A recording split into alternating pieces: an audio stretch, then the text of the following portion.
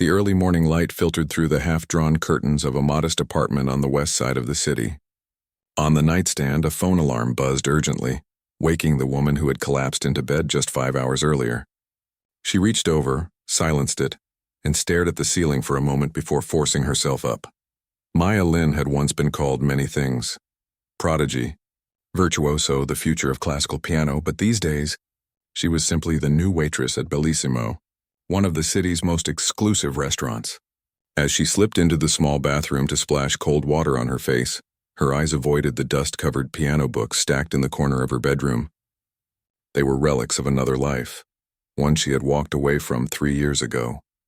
In the shower, she hummed a melody from Chopin's Nocturne in E-flat major, her fingers unconsciously moving against the shower wall as if playing the piece. It was a habit she couldn't break, these ghost performances when no one was watching. The hot water ran cold faster than usual, another thing to add to her list of worries. The building superintendent had promised to look at the water heater last week, but like most promises in Maya's recent life, it remained unfulfilled. She dressed quickly in her black uniform pants and white button-up shirt. The outfit was simple but had cost nearly a week's grocery budget. Bellissimo insisted its staff look as polished as its marble floors and crystal chandeliers.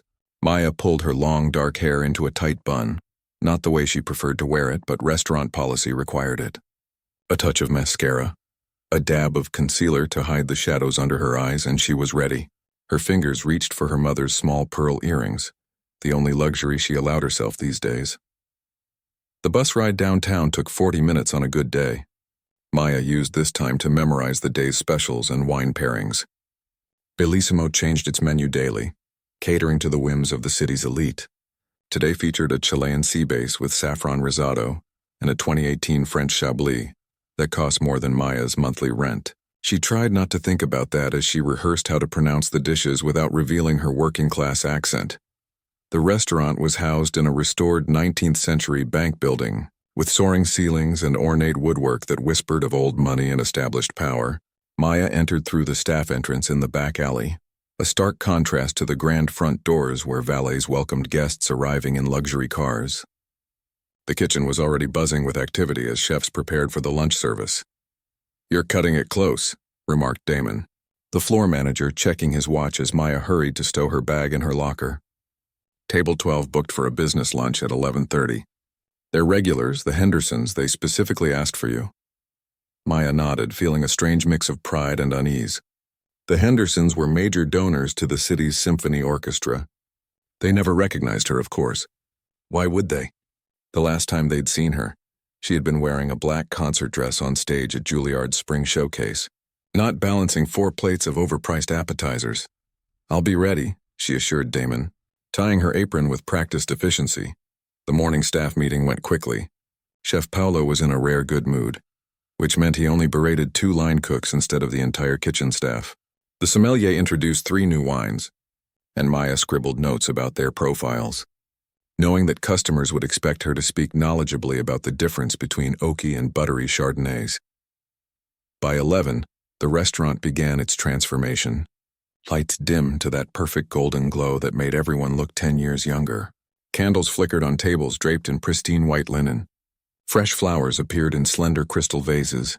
A pianist, not Maya, never Maya, took his place at the baby grand piano near the bar, beginning a gentle rendition of jazz standards that would serve as background music for people who would never really listen to it. The first guests arrived, and Maya slipped into her role, part servant, part actress, part invisible presence designed to anticipate needs without being noticed. She smiled, pulled chairs, recited specials, made recommendations, and pretended not to notice when Mr. Henderson's hand lingered too long on her arm as she poured his wine. "The lady will have the scallops," he announced without consulting his wife.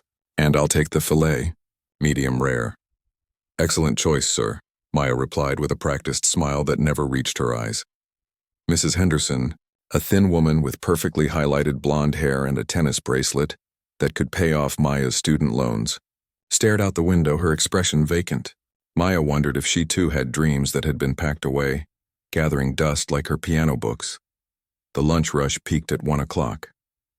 Maya moved between tables with practiced precision, refilling water glasses, clearing plates, presenting dessert options.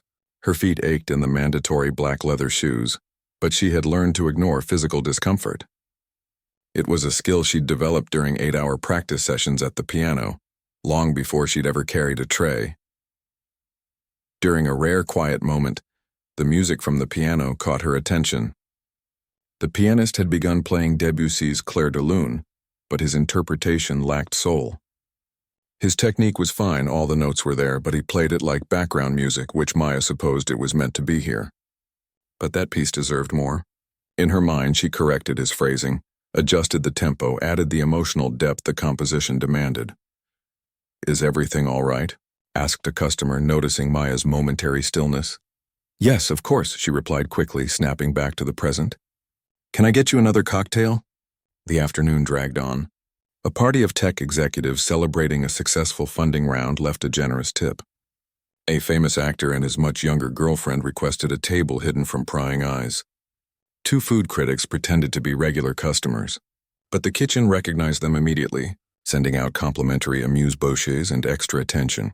Through it all, Maya carried plates, smiled through subtle insults, and pretended not to hear when wealthy patrons discussed the symphony performance she had attended last night. Not as an audience member, but as part of the catering staff serving champagne at intermission, they debated the pianist's interpretation of Rachmaninoff's Concerto No. 2, unaware that the woman refilling their water glasses had once performed that same piece at the National Young Musicians Competition, receiving a standing ovation. During her break, Maya escaped to the staff bathroom. She splashed cold water on her face and stared at her reflection. At 27, she still had youth on her side, but the sparkle that had once lit up her eyes during performances had dimmed. Music critics had once written about those eyes, how they reflected every emotion in the pieces she played, how audiences could feel the music through her expressions alone. "You okay in there?" called Elena, another server. "Table 9 is asking for their check." "Coming," Maya answered, quickly drying her hands. The evening shift began with a fresh wave of customers. Theater-goers wanting quick meals before shows, couples on expensive dates, business people entertaining clients. The restaurant's atmosphere grew more vibrant as darkness fell outside. The piano music switched to more upbeat pieces, cocktails flowed more freely, and laughter grew louder. Maya overheard snippets of conversations as she worked, stock market predictions, gossip about mutual acquaintances, complaints about household staff, discussions of upcoming charity galas. It was a world she observed daily but never truly entered, like watching an aquarium through glass. "Did you hear about the charity event at the Hamilton Hotel next week?" one woman asked her companion at table 14. "They're saying it's going to be the event of the season. Everyone who matters will be there." "We've got a table near the front," her friend replied. "I heard they've booked that pianist from Vienna. You know, the one who played at the Kennedy Center last fall." Maya's hand trembled slightly as she set down their dessert plates. She had been scheduled to perform at that same Kennedy Center event before everything fell apart, before the accident that took her mother's life and Maya's courage along with it. The last time she had attempted to perform publicly after the tragedy, she had suffered a panic attack so severe that she had collapsed on stage. The video had gone viral in classical music circles, effectively ending her career before it had truly begun. As her shift neared its end, Maya began her closing duties, refilling salt and pepper shakers, replacing candles, preparing tables for tomorrow's service. Her double shift had stretched to nearly 12 hours, and every muscle in her body ached with fatigue. The restaurant manager, Antonio, approached her as she counted her tips at the service station. He was a serious man with salt and pepper hair, and the perpetually worried expression of someone responsible for maintaining the illusion of perfection. "Good work today," he said, which was as close to effusive praise as he ever came. "The Hendersons left a comment card mentioning your service specifically." "Thank you," Maya replied, surprised by the acknowledgement. Antonio hesitated, then added, "We've got that private event coming up next Friday, the tech charity thing. All hands on deck. It's going to be a big one." Maya nodded, already dreading another night of serving people who would never see her as anything more than the person who brought their food. But the private events paid extra, and extra meant she might be able to get the water heater fixed or maybe even set aside a small amount toward paying off her mountain of conservatory debt. As she left through the back door into the cool night air, Maya paused for a moment, looking up at the stars barely visible through the city lights. Somewhere in her, buried beneath layers of disappointment and routine, a small spark still flickered. The memory of what it felt like when her fingers danced across piano keys and created something beautiful. But like the stars above, that light seemed impossibly distant now, obscured by the harsh realities of her everyday life. With a deep breath, she began her journey home, already calculating how many hours of sleep she could get before tomorrow's alarm would demand she do it all again. The week leading up to the charity gala dragged on like a slow, tedious melody. Maya worked her regular shifts at Bellissimo, smiling through exhaustion, memorizing wine pairings and pretending not to notice when customers spoke to her as if she were part of the furniture.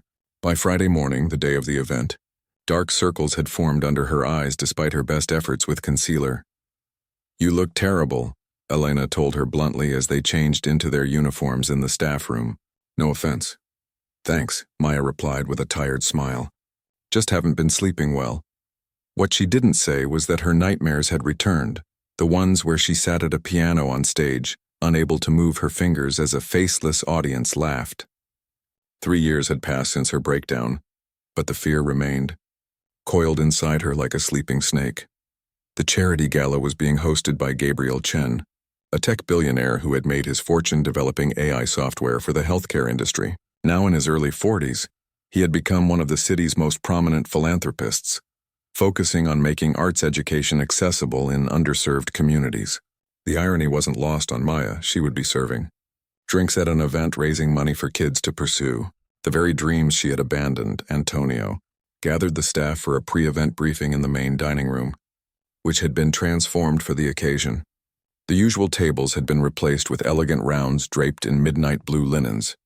Silver candelabras and arrangements of white orchids created a sophisticated atmosphere. At the far end of the room, a small stage had been set up with a magnificent Steinway grand piano as its centerpiece. "This is not a regular service," Antonio emphasized, his expression even more serious than usual. "Half the city's wealth will be in this room tonight. The guest list includes the mayor, 2 state senators, and more CEOs than I can count. Mr. Chen is our most valuable client, and he has personally requested perfection." The staff nodded solemnly, understanding the stakes. Private events like these generated enormous revenue for the restaurant and substantial tips for the servers. "The schedule is tight," Antonio continued. "Cocktail hour begins at 7, dinner at 8, followed by speeches and a musical performance by Philip Doherty before the fundraising auction." At the mention of Philip Doherty, Maya's attention sharpened. He was a renowned pianist who had been making waves in the classical music world. Talented, certainly, but known more for his flashy style than his emotional depth. She had studied under the same professor as Doherty during her first year at Juilliard, before he had graduated and launched his international career. The day proceeded with frantic preparation. Extra staff had been brought in, the chef was in a state of controlled panic in the kitchen, and the sommelier personally inspected every wine bottle selected for the evening. Maya helped polish glassware until it sparkled under the chandelier lights, and memorized the names of key guests from photographs Antonio had distributed. At 5 o'clock, with 2 hours remaining before the event, Maya was taking a quick break in the alley behind the restaurant when Antonio burst through the back door, his normally composed face flushed with panic. "We have a situation," he announced to Maya and 2 other servers enjoying a moment of fresh air. "Philip Doherty's flight from London is delayed. He won't make it in time for the performance." The other servers exchanged worried glances, but Maya felt her heart rate accelerate for reasons she couldn't immediately identify.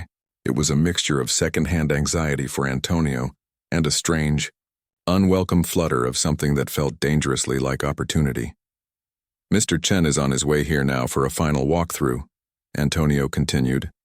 "I need to tell him before he hears it from someone else." This is a disaster. He disappeared back inside, leaving Maya staring at the brick wall across the alley. Her mind raced with unwanted thoughts. She knew the program Doherty had planned to play. It had been printed on the event invitations that had been displayed in the restaurant's lobby for weeks. Debussy's Clair de Lune, Chopin's Fantaisie Impromptu, and Rachmaninoff's Prelude in G minor. All pieces she knew by heart, pieces she had once performed to standing ovations. Maya shook her head, banishing the thought. She hadn't touched a piano properly in 3 years. She couldn't possibly. When she returned inside, the atmosphere had grown even more tense. Antonio was speaking in hushed tones with a tall, athletic-looking Asian man in a perfectly tailored gray suit, Gabriel Chen himself. Despite his wealth, Chen had none of the arrogance Maya had come to expect from Bellissimo's usual clientele. His expression was concerned but not angry as Antonio explained the situation. "We're trying to find a replacement," Antonio was saying, "but on such short notice on a Friday evening." "I understand," Chen replied, his voice calm and measured. "But the performance is an important part of the evening. Many guests are coming specifically to hear live music before opening their checkbooks." Maya tried to make herself invisible as she resumed her duties. Arranging the elaborate place settings at a table near where the men were talking, she hummed softly to herself as she worked, a nervous habit she'd never managed to break. The melody that escaped her lips was the opening of Clair de Lune, its gentle notes a contrast to the tension in the room. Chen stopped mid-sentence, turning toward the sound. "That's Debussy," he said, looking directly at Maya for the first time. She froze, mortified to have been caught. "I'm sorry," she said quickly. "I didn't mean to interrupt. You know Clair de Lune?" Chen asked, his expression curious rather than annoyed. Before Maya could formulate a response that wouldn't reveal too much, Antonio interjected. "Maya, please finish setting the Wellington table," he said firmly, giving her a look that clearly communicated she should make herself scarce. She nodded and hurried away, but not before hearing Chen ask Antonio, "Who is she?" For the next hour, Maya focused intently on her work, trying to push down the wild thought that had taken root in her mind. It was impossible. She couldn't do it. Her last public performance had ended with paramedics carrying her off stage.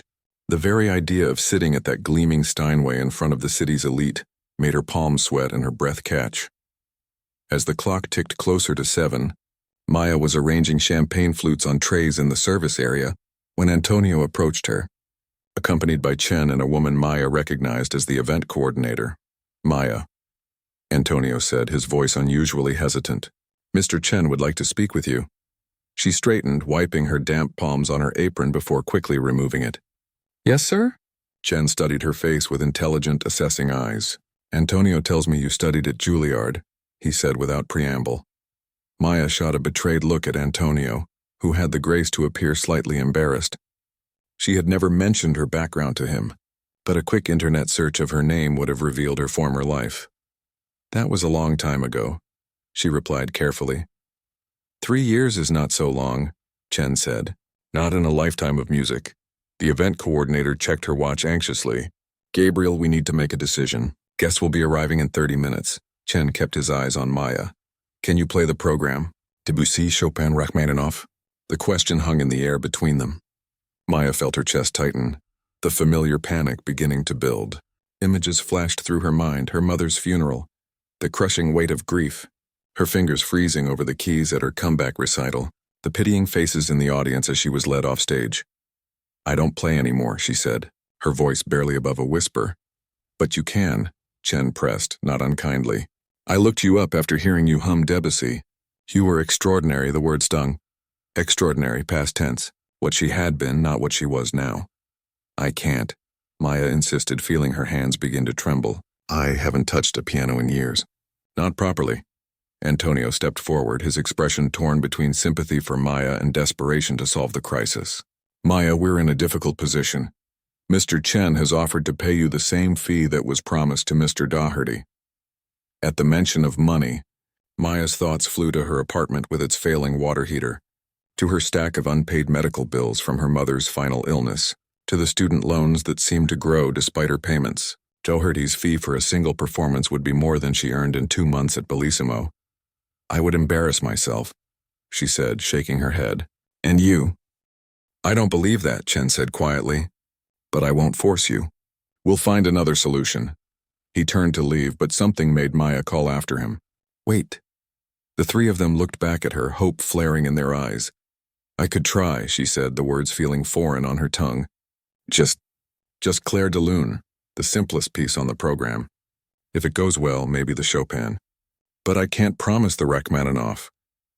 Chen's face broke into a genuine smile, the first Maya had seen from any guest at Bellissimo in months. That would be more than enough. The next hour passed in a blur. Maya was whisked away to the restaurant manager's office where the event coordinator helped her trade her server's uniform for a simple black dress kept on hand for the hostesses.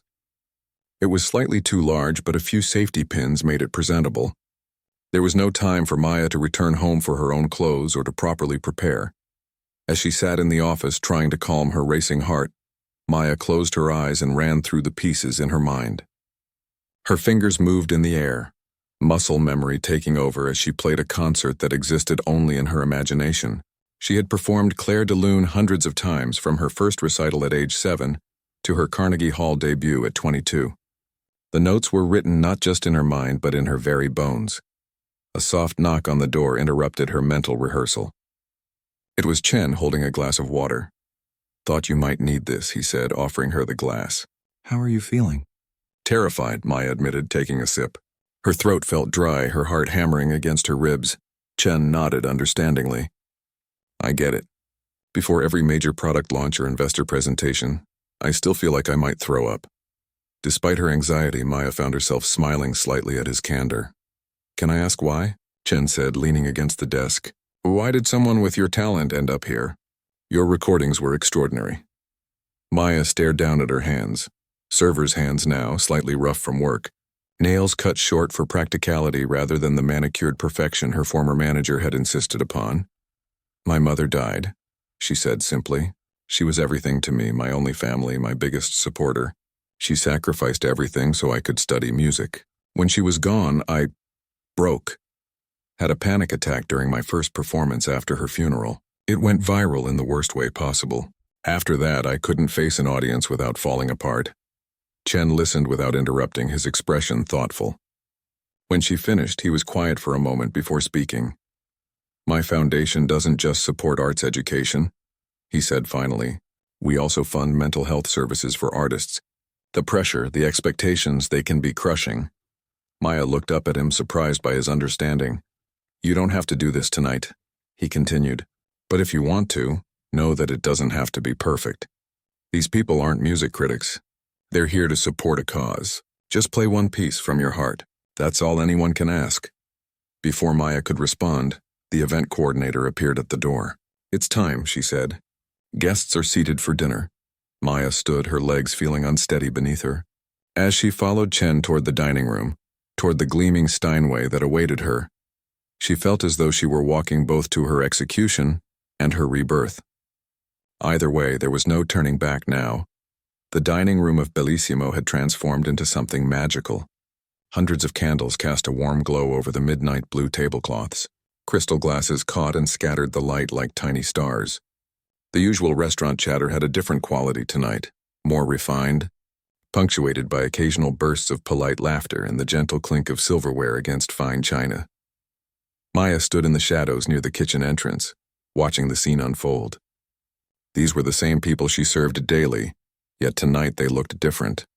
Maybe it was the formal attire, the women in evening gowns draped with jewelry that could pay off her student loans in one go, the men in tuxedos with perfect Windsor knots, or maybe it was that tonight, for the first time in years, she would be seen by them, really seen.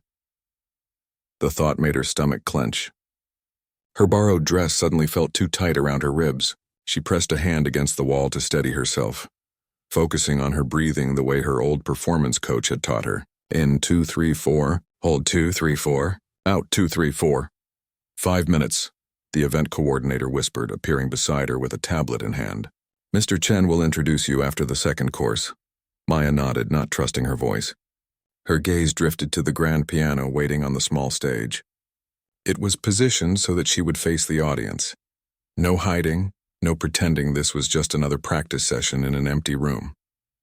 The lid was raised, revealing the complex inner workings of the instrument, strings and hammers poised in perfect tension, waiting for her touch. From her position, she could see most of the guests. The mayor sat at a table near the front, deep in conversation with a woman Maya recognized as the dean of the city's prestigious music conservatory. At another table, she spotted the Hendersons, Mr. Henderson gesturing expansively while his wife nodded with the same vacant smile Maya had seen countless times as she poured their wine. Several tables held faces she knew from magazine covers and news programs. Tech executives, real estate developers, old money families with names on university buildings. And then there were her colleagues, the other servers, the kitchen staff, the bartenders, all working with practiced efficiency, invisible to the guests except when needed. Elena caught her eye while delivering a plate and gave her an encouraging thumbs up. Maya tried to smile back, but her facial muscles felt frozen. The second course was being served now. Maya watched as Antonio directed the service with military precision, his earlier panic hidden beneath his professional mask. In just minutes, he would signal for the servers to step back. The lights would dim slightly and Chen would stand to make his introduction. "You know," said a quiet voice beside her, "I still throw up before every major presentation." Maya turned to find Gabriel Chen standing next to her, looking remarkably calm for a man hosting an event with the city's most influential people. "You mentioned that," she replied, her voice barely audible. "I did, didn't I?" He smiled slightly. "Well, it's still true. I was in the bathroom just now doing exactly that." Despite her anxiety, Maya felt a small laugh escape her. There was something refreshingly honest about this billionaire who admitted to such human frailties. "Why are you telling me this?" she asked. "Because I think we're both good at hiding our fear," Chen said simply, "and sometimes it helps to know you're not alone in that." Before Maya could respond, the event coordinator appeared again, gesturing urgently to Chen. "They're ready for you." "Sir?" Chen nodded, then turned back to Maya. "Remember what I said, just one piece from your heart. These people don't deserve your fear."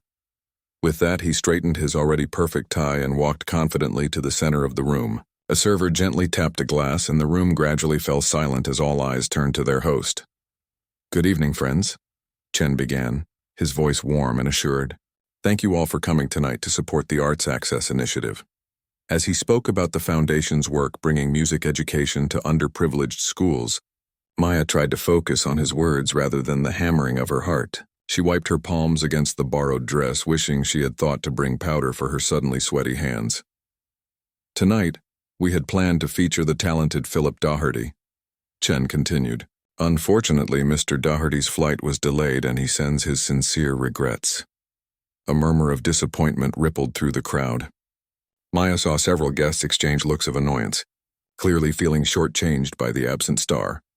"However," Chen went on, a slight smile playing at his lips, "I believe that sometimes the universe has a way of giving us exactly what we need, rather than what we planned for. Tonight, we have the extraordinary privilege of hearing a musician whose talent once graced the stages of Carnegie Hall and Lincoln Center." Maya felt her breath catch. This was really happening. Part of her wanted to run, to flee back to the safety of anonymity. But another part, a part that had been silent for 3 long years, stirred with something like longing. "Please welcome to the piano, Maya Lin." The polite applause that followed held notes of confusion and skepticism. Maya saw several guests lean toward each other, whispering questions. No one recognized her name. Her brief career had ended before it had truly begun, her recordings and reviews fading into obscurity as new prodigies took the spotlight. Antonio appeared at her side, offering his arm with unexpected gallantry. "Your audience awaits," he said, a new respect in his eyes that made Maya want to both laugh and cry. She took his arm, grateful for the support as her legs felt suddenly weak. The short walk to the piano seemed to stretch for miles. She was acutely aware of every eye in the room watching her, curiosity and doubt plain on their faces. Several guests were frowning slightly, clearly wondering why a nobody was replacing their advertised entertainment. Mrs. Henderson leaned toward her husband, not bothering to lower her voice. "Isn't that our waitress?" The comment rippled through the room, followed by a few chuckles and more whispers. Maya felt her cheeks burn with humiliation. She had expected skepticism, but not this. Not open derision before she to. When she reached the piano bench, she turned to face the room. The light seemed too bright, the faces too many. She could feel the judgment, the lowered expectations. In their eyes, she was the help, the woman who brought their food and refilled their water glasses. The woman they looked through rather than at. Her hands trembled as she sat down, smoothing the borrowed dress beneath her. The bench felt too high, the keys too far away. Everything was wrong. This had been a mistake. She wasn't ready. Would never be ready. For a terrible moment, Maya feared history would repeat itself.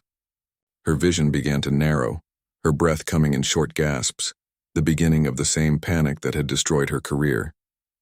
She gripped the edge of the bench, trying to anchor herself to something solid as the room seemed to spin around her. Then, through the haze of panic, a memory surfaced. Her mother sitting beside her at their old upright piano, placing Maya's small hands on the keys. "Music isn't about perfection," her mother had said. "It's about telling the truth. Your truth. Play what you feel, not what you think they want to hear." Maya closed her eyes, shutting out the room, the faces, the expectations. Instead, she pictured her mother's apartment, the faded wallpaper, the window that never quite closed properly, the shelf crowded with framed photos of Maya at recitals and competitions.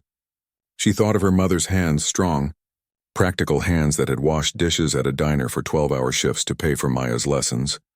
Hands that had applauded until they were red after every performance. Hands that Maya had held as they grew still in a hospital bed.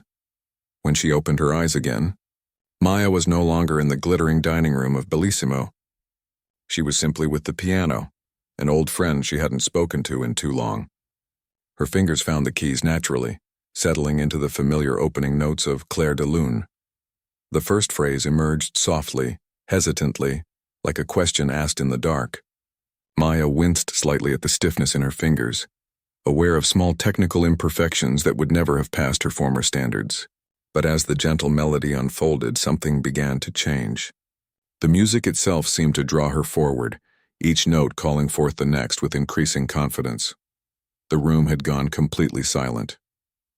Even the servers had paused in their duties, standing motionless at the edges of the room. Maya could feel the shift in the atmosphere, the initial skepticism giving way to surprise, then to something deeper. As she reached the piece's central section, where Debussy's genius truly shines, Maya surrendered completely to the music. Her body swayed slightly with the ebb and flow of the melody, her face reflecting the emotional journey of the piece. Gone was the careful mask she wore as a server, the polite smile that revealed nothing. Now her expression changed with each phrase, wistful in the quieter passages, radiant during the climactic moments.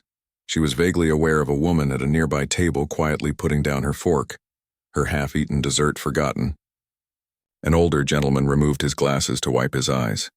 Even Mrs. Henderson had stopped whispering to her companions, her gaze fixed on Maya with newfound attention. Maya's fingers found more confidence as she approached the piece's most technically challenging section. The cascading arpeggios flowed from her hands like water, each note distinct yet part of the whole. Building toward the emotional peak of the composition, there was a freedom in her playing now, a willingness to take risks with tempo and dynamics that made the familiar piece sound freshly imagined. When she reached the final, ethereal chords, Maya held the last note longer than written, letting it hang in the air like a question mark, before finally releasing it to fade into silence. For a moment, no one moved. No one breathed. The note seemed to linger in the room, a ghost of itself, connecting Maya to every person present in a shared moment of beauty. Then she slowly lowered her hands to her lap, the spell broken. The silence stretched for 3 heartbeats, long enough for Maya to fear she had failed, that her performance had been as mediocre as her panicked mind had feared, long enough for the old doubts to begin creeping back, the voices that had haunted her for 3 years whispering that she would never be good enough, that she had been foolish to try. And then the room erupted. The applause started at Chen's table and spread like wildfire. Within seconds, guests were rising to their feet, their faces transformed with genuine emotion. Some were calling bravo. Others were looking at their companions with expressions of delighted shock, as if they couldn't quite believe what they had just witnessed. Maya sat frozen at the piano, overwhelmed by the response. This wasn't polite applause for a replacement act. This was recognition. This was the sound of people who had been moved, touched, changed in some small way by something she had created. Through tears that had somehow formed without her knowledge, Maya saw Gabriel Chen smiling at her, nodding encouragement. Next to him, Antonio was applauding with uncharacteristic enthusiasm, pride evident in his face. And at the back of the room, the kitchen staff had emerged to witness the commotion, Elena leading them in cheers for their colleague. As the applause continued, showing no signs of diminishing, Maya realized that Chen had been right. She had needed only to play one piece from her heart, but now, with the weight of 3 years of silence suddenly lifted from her shoulders, she found herself turning back to the keys, her fingers seeking the opening notes of Chopin's Fantaisie Impromptu. She was ready for more, ready to continue the journey home. The opening notes of Chopin's Fantaisie Impromptu burst from Maya's fingers like water breaking through a dam.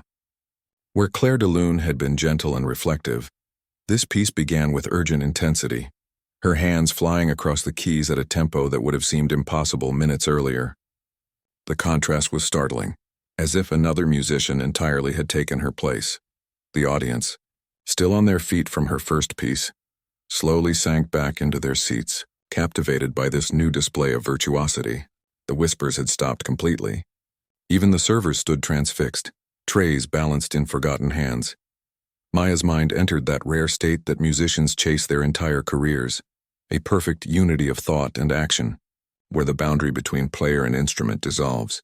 Her technical skills, dormant but not forgotten, awakened fully now. Her fingers remembered what her conscious mind had tried to forget, finding patterns and pathways across the keyboard with increasing confidence. The Chopin piece demanded everything: speed, precision, emotional range, and a certain fearlessness that Maya had thought lost to her forever. Yet here it was, flowing through her as naturally as breathing, the hours of practice from her past life, the thousands of repetitions, the muscle memory built over decades. None of it had truly left her. It had simply been waiting, patient as winter soil before spring's arrival. In the front row, the dean of the conservatory leaned forward, her professional interest clearly piqued.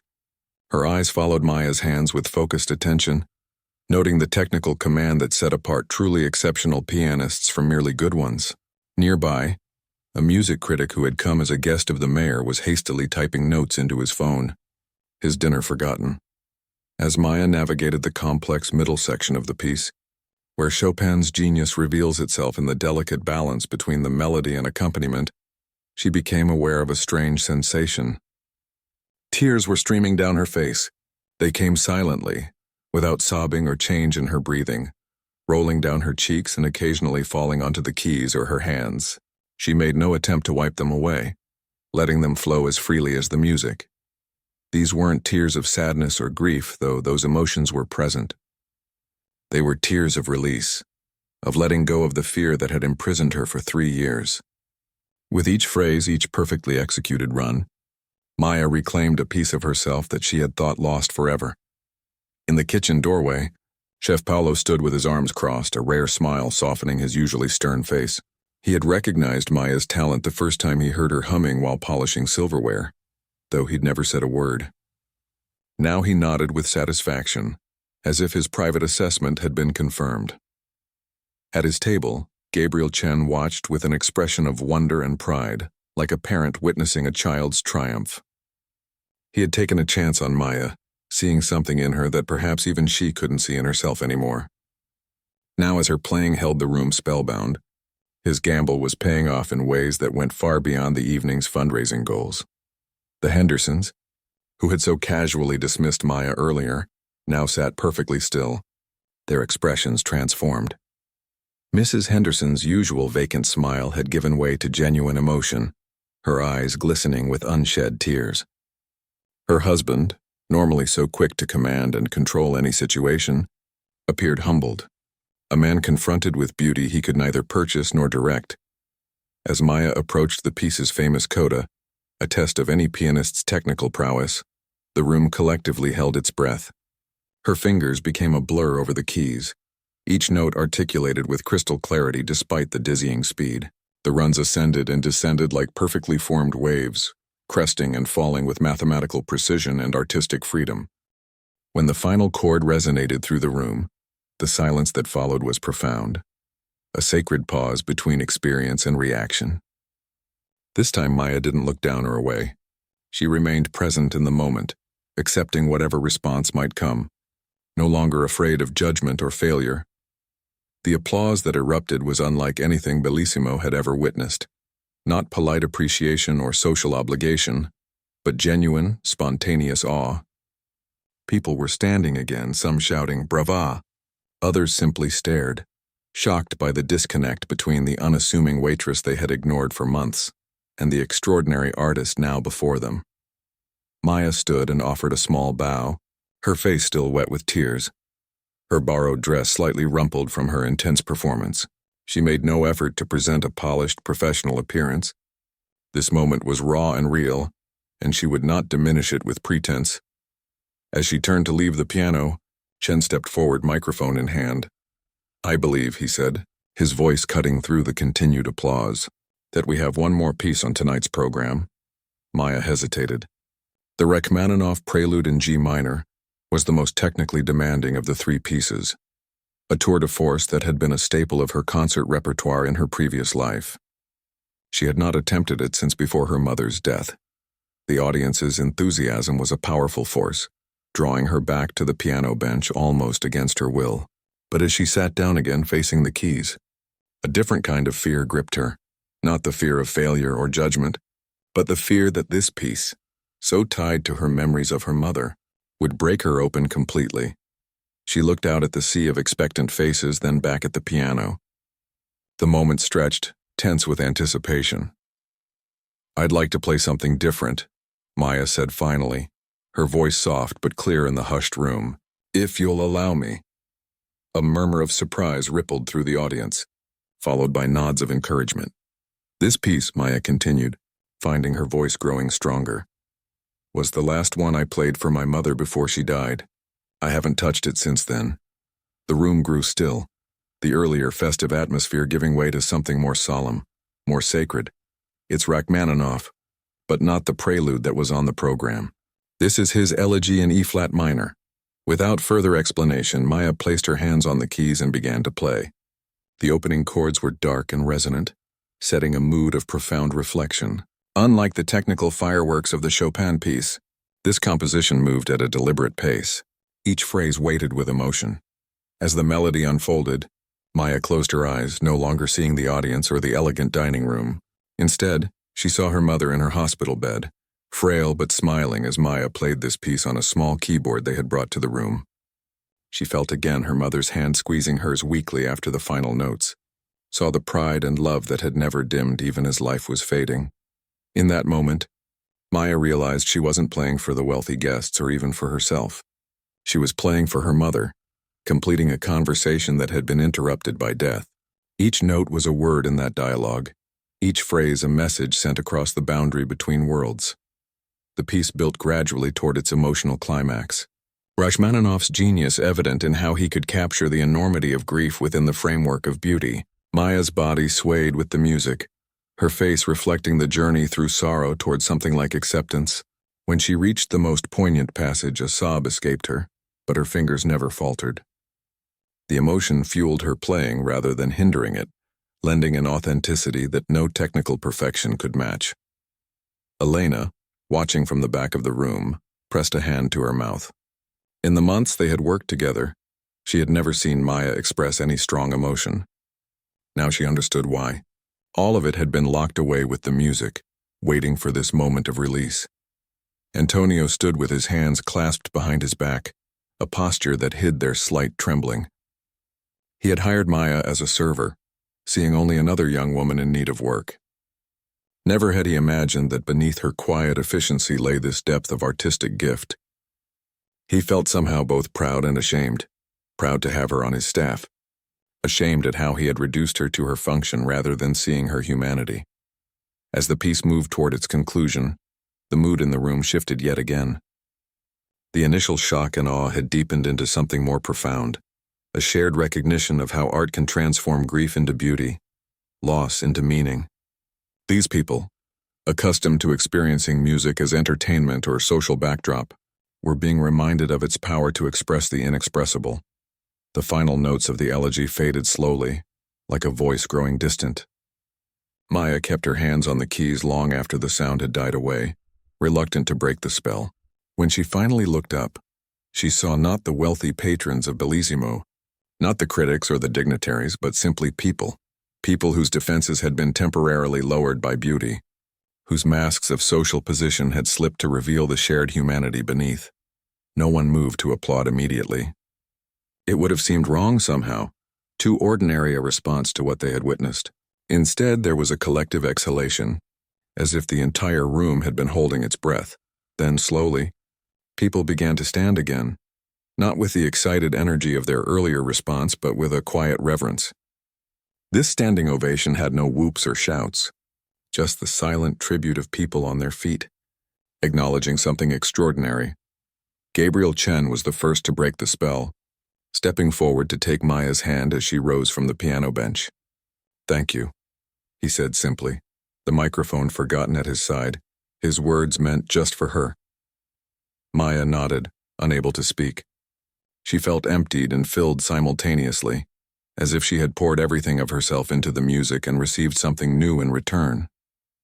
The panic that had plagued her for years was gone, replaced by an exhausted peace. As Chen led her from the piano, the applause finally began in earnest, sustained, genuine, and filled with newfound respect. Maya walked past tables where people reached out to touch her arm or shoulder, offering wordless thanks. The Hendersons stood as she passed, Mrs. Henderson impulsively grasping Maya's hand and squeezing it, her eyes communicating what words could not. When they reached a quiet corner near the kitchen, Maya finally spoke. "I need a moment," she whispered, her voice hoarse with emotion. Chen nodded understandingly and stepped away, returning to address his guests. Maya leaned against the wall, her legs suddenly weak, her body feeling the aftermath of adrenaline and emotional exertion. Through the kitchen door, she caught glimpses of her colleagues watching her with new eyes. No longer just Maya the server, but Maya the pianist, Maya the artist. She took a deep breath, trying to steady herself. Something fundamental had shifted, both within her and in the world around her.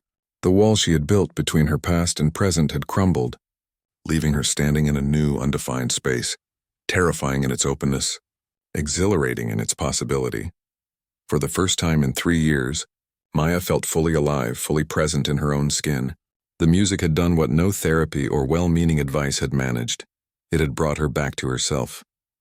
As she prepared to return to the room, to face whatever came next, Maya realized that regardless of the external changes this night might bring to her life, the most important transformation had already occurred. She had reclaimed her voice, and having found it again, she knew with absolute certainty that she would never allow it to be silenced again.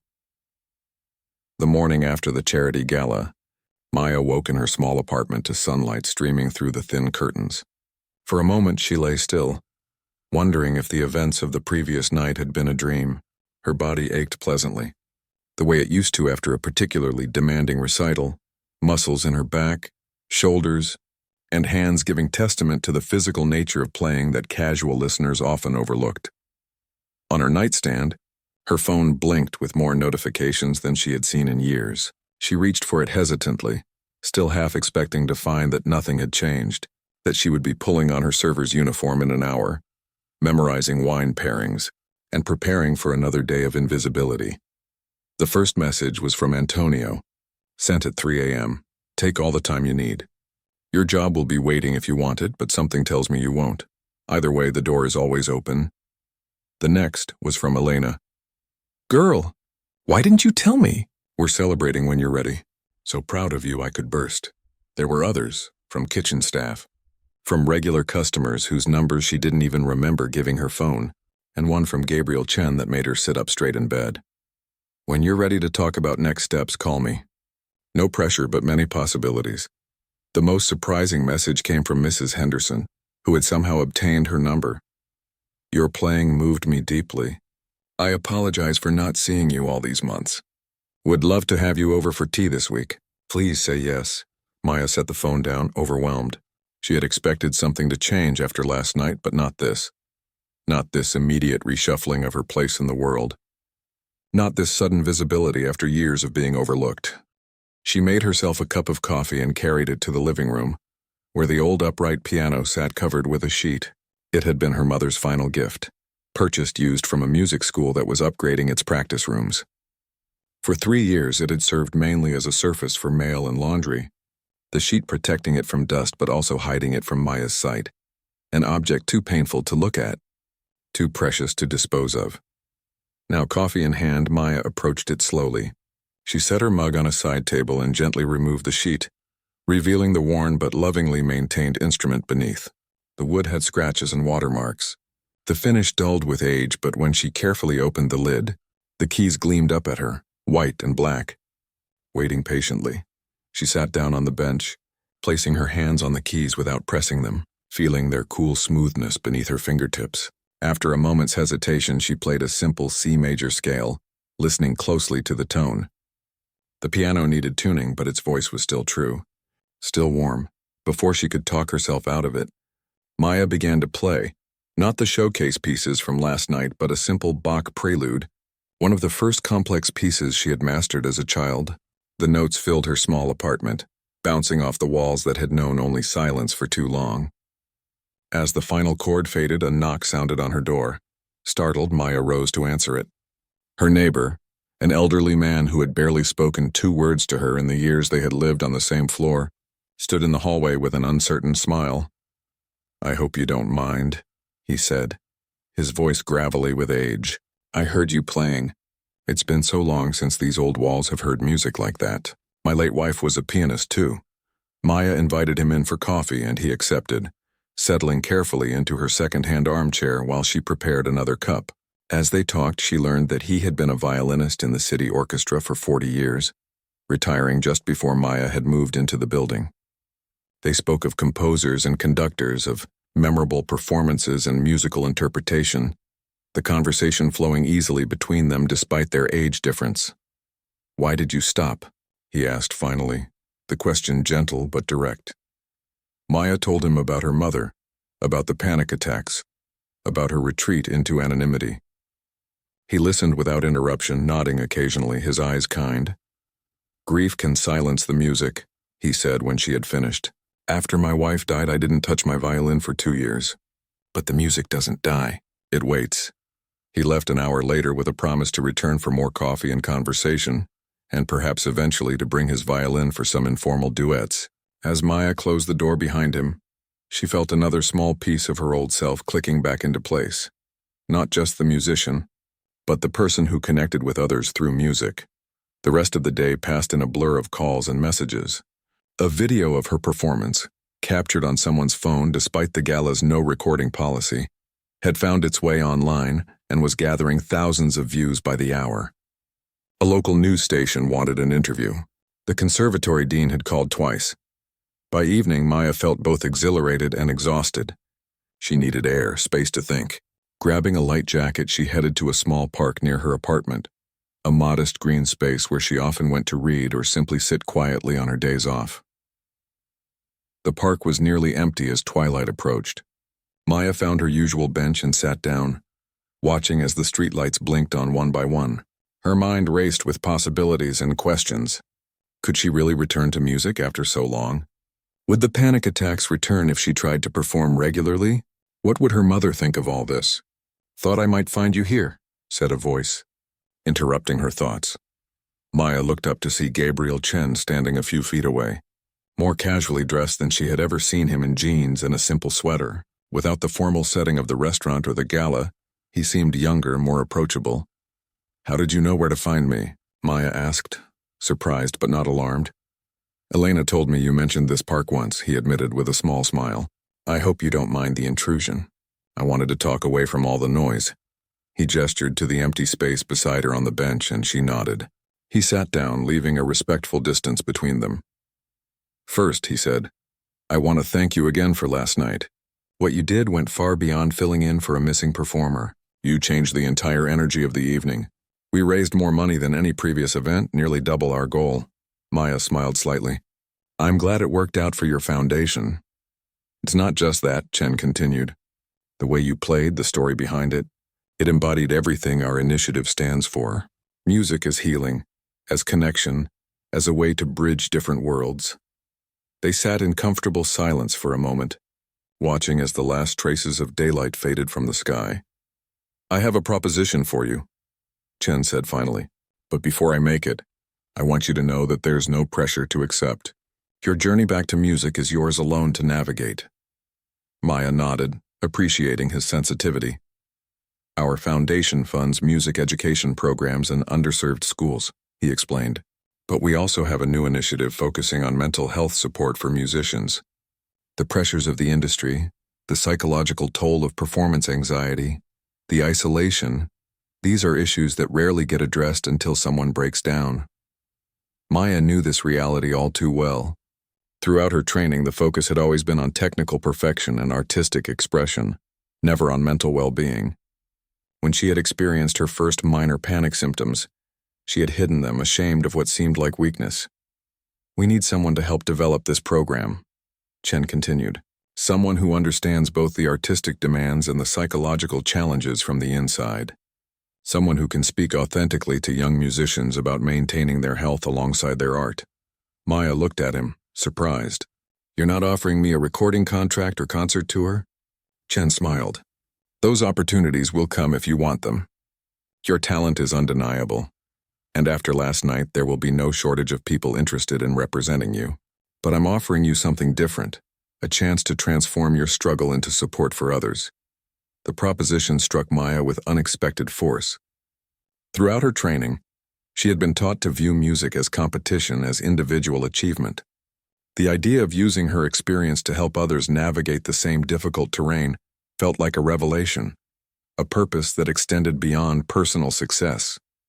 "The position would involve some performance," Chen added, "but on your terms, at your pace. Teaching masterclasses, demonstrating techniques, speaking to students about artistic resilience. The rest would be program development, mentorship, whatever shape you believe would be most effective." Maya considered his words carefully. "I'd need time," she said finally. "This is all happening so fast. Yesterday I was a waitress. Today you're still finding out who you are," Chen finished for her. "I understand. Take all the time you need." He stood to leave, then paused. "One more thing. Whatever you decide about the foundation position, I'd like to offer financial support for you to work with Dr. Larson. She's a psychologist who specializes in helping performers overcome anxiety and trauma. She's helped many musicians return to the stage after similar experiences." Maya felt tears prick her eyes at this unexpected kindness. "Why are you doing all this for me?" "You barely know me," Chen looked thoughtful. "When I was 19, I had a mental breakdown from the pressure of building my first company. No one noticed until I was hospitalized. When I recovered, I promised myself I would pay attention to the invisible struggles of others." He shrugged slightly. "Plus, your playing moved me. Simple as that." After Chen left, Maya remained on the bench as night fully descended, the stars appearing one by one above the city lights. She thought about all that had happened and all that might yet happen. For 3 years she had existed in a kind of limbo, neither fully present in her new life nor able to return to her old one. Now the walls between those worlds had crumbled, leaving her free to build something new from the pieces. A year later, Maya stood in the wings of Carnegie Hall, waiting to be introduced. Her heart raced, but the familiar tightness in her chest, that had once signaled the beginning of a panic attack, had been transformed through therapy and practice into manageable, pre-performance energy. Dr. Larson had helped her understand that her panic wasn't just about grief or fear of failure. It was her body and mind reacting to years of pressure and perfectionism, compounded by the trauma of losing her mother. Together, they had developed techniques to channel that energy rather than being overwhelmed by it. The host stepped to the microphone. Tonight's program concludes with a performance by Maya Lin, playing Rachmaninoff's Piano Concerto No. 2, accompanied by students from the Arts Access Youth Orchestra. As Maya walked onto the stage, she saw not just the typical concert audience but rows of young faces, teenagers from the city's public schools, many experiencing their first live classical concert. In the front row sat her former colleagues from Bellissimo, Elena, Antonio, even Chef Paolo, all dressed in their finest clothes, beaming with pride. Gabriel Chen sat among a group of students, having given up his donor's box seat to join them, wanting them to see up close what was possible with dedication and support. Mrs. Henderson was there too, now a regular volunteer for the Arts Access Initiative, helping young musicians navigate the complex world of classical music that had once seemed closed to all but the wealthy and well-connected. Most meaningfully, in the orchestra behind the piano sat Maya's elderly neighbor, his violin poised, his eyes bright with the joy of making music again after his own long silence. As Maya took her seat at the piano, adjusting the bench with the care of a craftsman preparing her tools, she knew this performance would be different from any she had given before. She was no longer playing to prove her worth or to please critics. She was playing to connect with the music, with the audience, with the students who might see in her story the permission to face their own struggles honestly. She placed her hands on the keys and, with a deep breath, began to play, not as the prodigy she had once been, nor as the waitress she had become, but as the woman who had found the courage to be both and neither, forging her own path between worlds. The music rose, filling the legendary hall with sound, and as the first movement unfolded, Maya felt not just her own hands creating the music, but the invisible presence of all who had helped her reach this moment. Her mother, her new friends, her students, her therapist, and even her former self. The frightened young woman who had hidden her gifts behind a server's uniform. She played for all of them, transforming her table into a stage where everyone, regardless of their past or position, could find a place at the grand feast of music.